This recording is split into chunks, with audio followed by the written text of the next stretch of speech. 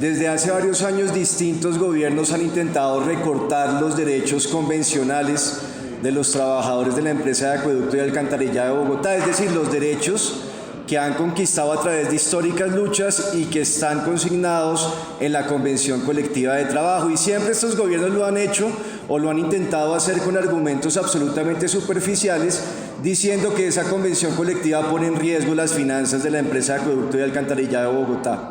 Eso lo intentó hacer el gobierno de Gustavo Petro, cuando presentó una denuncia patronal en contra de la convención de Sintraemdes. Afortunadamente, y gracias a la resistencia de los trabajadores y de su lucha, al exalcalde Gustavo Petro le tocó retirar esa denuncia patronal y efectivamente la historia y los hechos demostraron que esa convención colectiva no le hacía daño a las finanzas de la empresa, sino todo lo contrario, la fortalecía.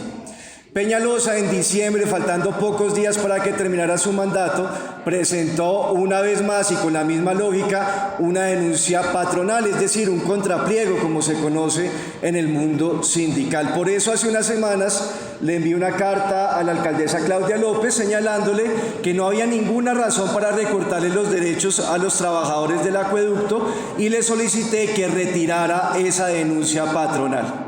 El viernes me contestó la nueva gerente de la empresa de acueducto, la doctora Cristina, y lo que me dice, con los mismos argumentos superficiales, es que no va a retirar la denuncia en contra de la convención de Sintraemdes. Y los argumentos son absolutamente superficiales, no se hace un análisis detallado sobre la situación financiera del acueducto, porque si lo hiciera, se daría cuenta que los costos laborales no son hoy un problema para la empresa de acueducto y alcantarillado de Bogotá. El problema está en sus ingresos. Miren ustedes, en los últimos años, desde el año 2014, los ingresos de la empresa de acueducto y alcantarillado se han estancado, no han aumentado en términos reales.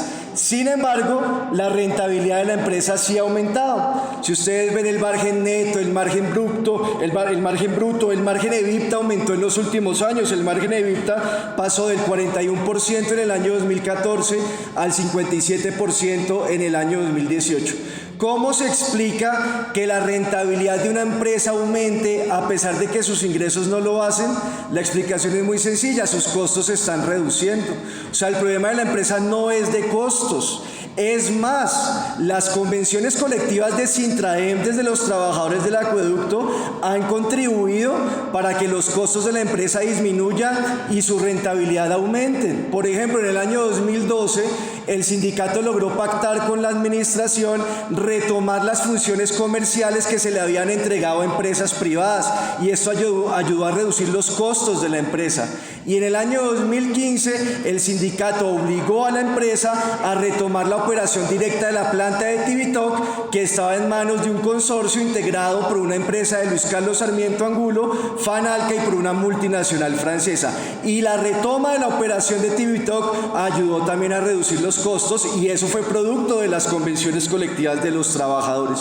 Yo le insisto a la gerente y le voy a enviar hoy una comunicación insistiéndole en que debe retirar la denuncia patronal, el contrapliego patronal, porque los problemas de la empresa tienen que ver con los ingresos. En lugar de intentar recortar derechos laborales, lo que debe hacer la nueva administración es establecer un plan para mejorar los ingresos de la empresa, que incluya, entre otras cosas, desarrollos tecnológicos para reducir el índice de agua no contabilizada, agua que sí está siendo consumida, pero que no se contabiliza para la respectiva facturación. Le insisto entonces a la gerente, a la nueva gerente de la empresa de acueducto, que respete los derechos laborales, que respete y cumpla los compromisos de campaña de la alcaldesa Claudia López y retire el contrapliego patronal presentado por la administración de Enrique Peñalosa. Muchas gracias, señora presidenta.